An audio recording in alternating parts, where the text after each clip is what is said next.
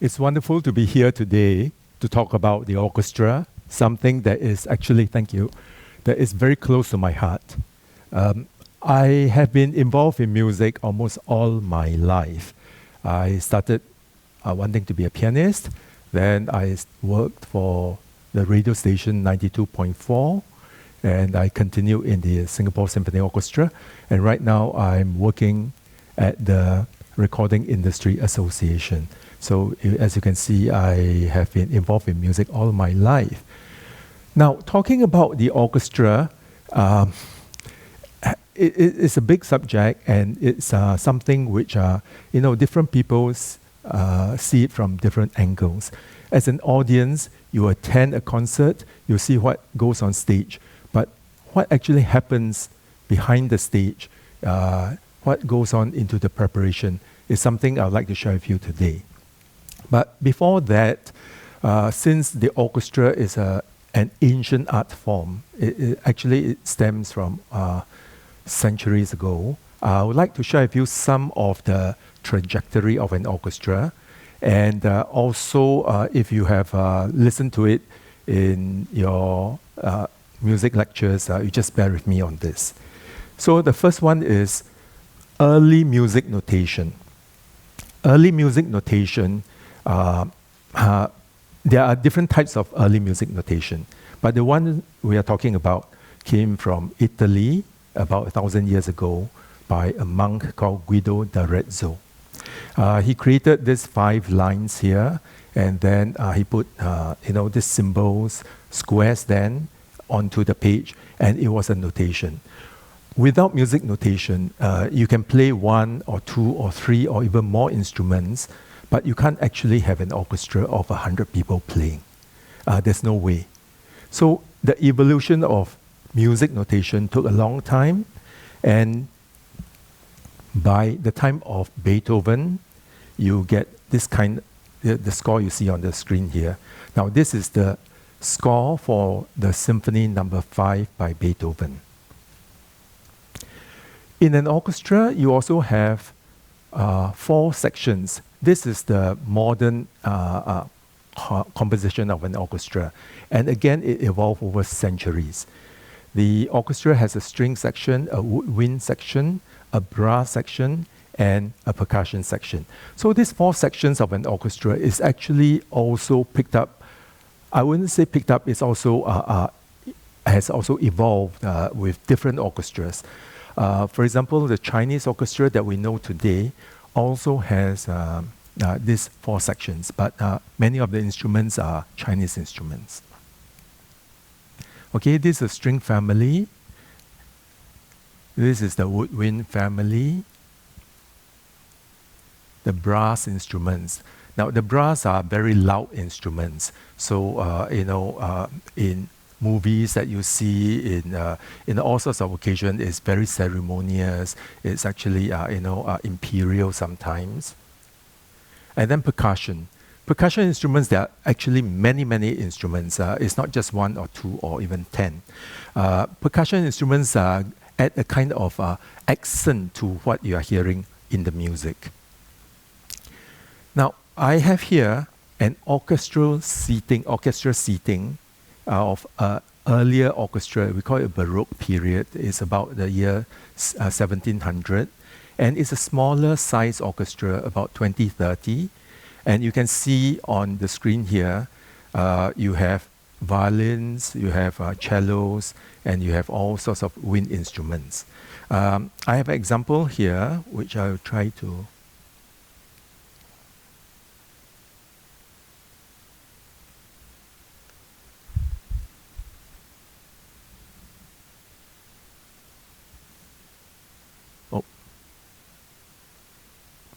The sound is not out yet. Okay, I have an example here of an orchestra which is from the Baroque period, and it's actually a much smaller size orchestra. It's like this room. It's about 200, about that size, and you don't have a lot of players on stage. So when you don't have a lot of players on stage, you don't have to project so much. You don't have a lot of audience members, you don't have to, throw your sound out. So there's a certain kind of discipline in playing a Baroque instrument, a Baroque in a Baroque orchestra. Now, in a modern orchestra, it is so much bigger. So from, let's say, 20, you could end up with 80 or even 100 people on stage. Now, if you have 100 people on stage, you have a much bigger stage. The concert hall is also so much bigger. You may have 1,000. In Singapore, Esplanade has 1,600 seats. Now, when you're playing in a concert hall of that size, you need to have a certain projection into the audience. And so this kind of performance in an orchestra is actually a specialized kind of skills. So when we are listening to music, sometimes we think an orchestra is just an orchestra. But for people in the business, this is actually something very specialized. So here, I'm sorry, I may not be able to show you the next soundtrack. Let me try. Yes, thank you.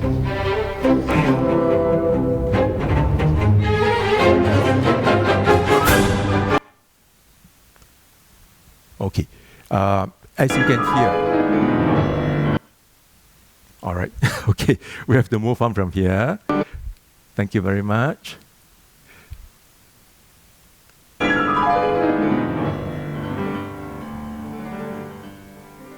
Okay. It's all right. We'll move on from here. Now, the modern orchestra, which you have just heard, is actually much bigger, it's more colorful, whereas an earlier orchestra would be smaller and more intimate. This has bearing to the way we listen to music. When we listen to music, right now, because we're in the 21st century, we are so used to listening to music from speakers at home or even headphones. Now, this is a different kind of listening than if you were to listen in a concert hall.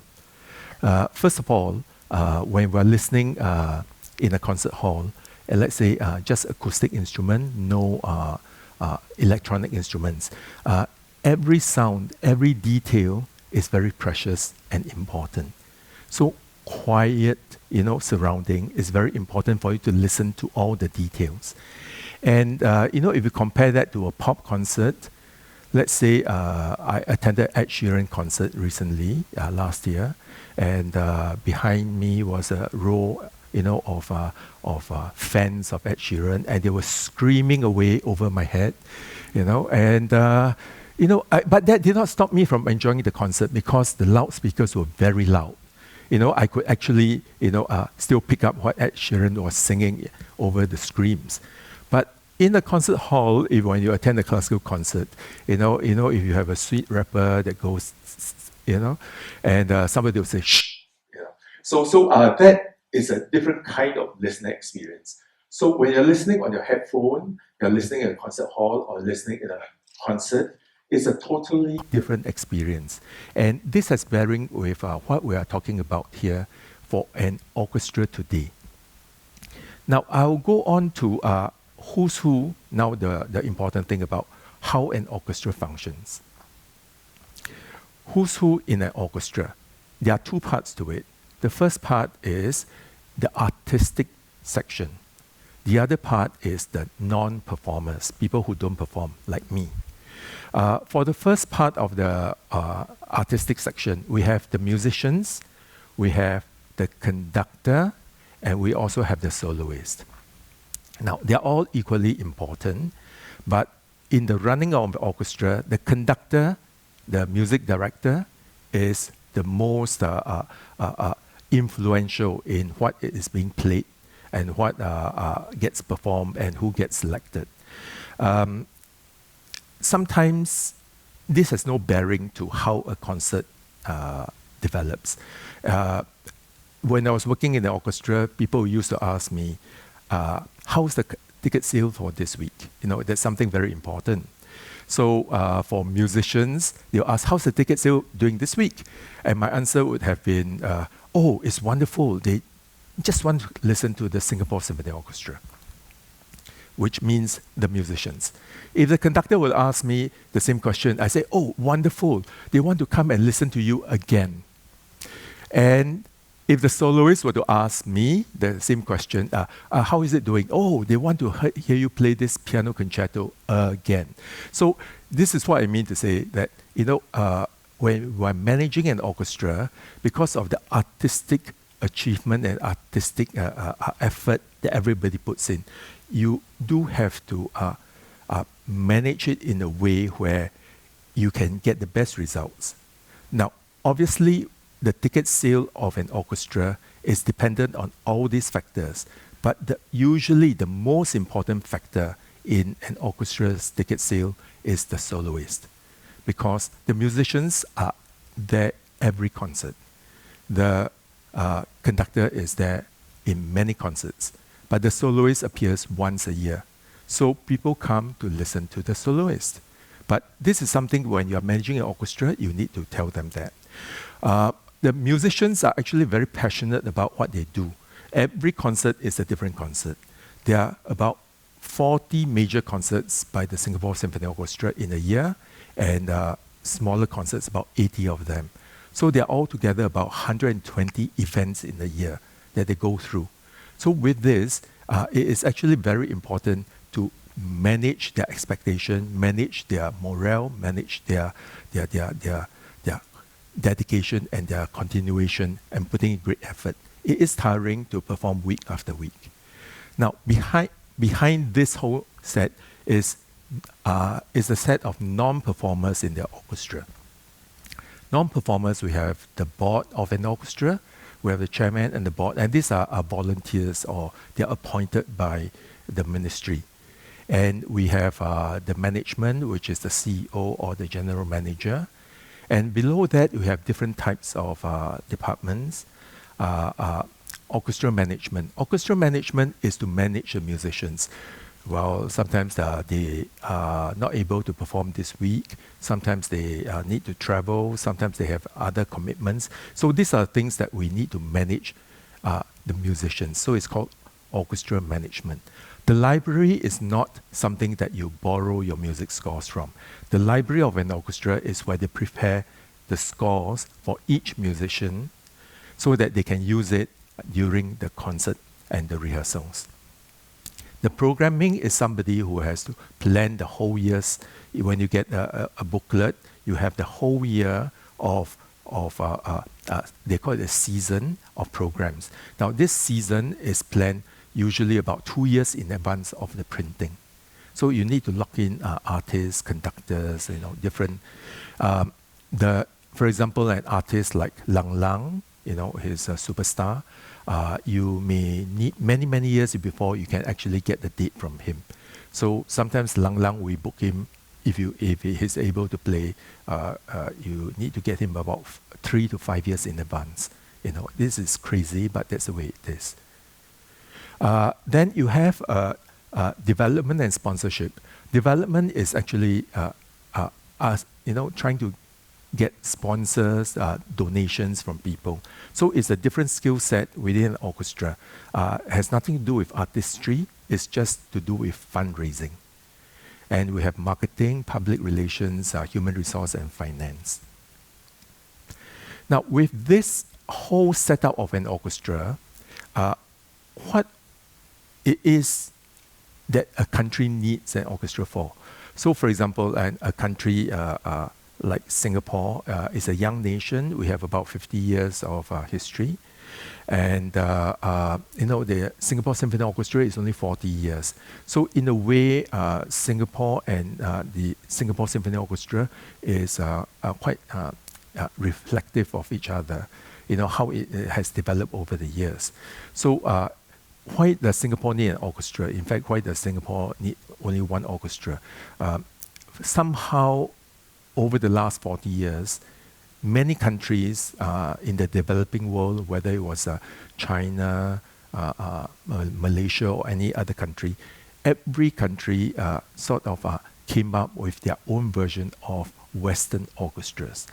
So Western orchestra is no longer just the domain of the Western countries. It is actually an art form that has transcended all boundaries. So even in Surabaya, even in Harbin in the north of China, you have a Western orchestra. So this is something that the trend that we see going forward into the 21st century. Now, economic-wise, an orchestra, we have a multiply effect. So although the SSO, Singapore Symphony Orchestra, has a $24 million budget, it's only 24 million, but its spin-off multiply effect is estimated to be in the region of 4 to 6 times, because you have musicians who also teach students, you have concerts that also have restaurants, things like that. So the multiplier effect is actually much bigger than an orchestra. And personally, because I've been involved in music all my life, I'm very glad to have been involved in Western classical music, in particular piano and orchestra, because when I was young, I wanted to be a pianist. And of course, now I'm no longer a pianist, but it has stayed with me. And I found something that lasts me a long time, instead of just a fleeting passion, and then it goes away, I find something new. So I'm very happy to be part of this whole evolution of music in Singapore. So on that note, I thank you for your attention. Thank you.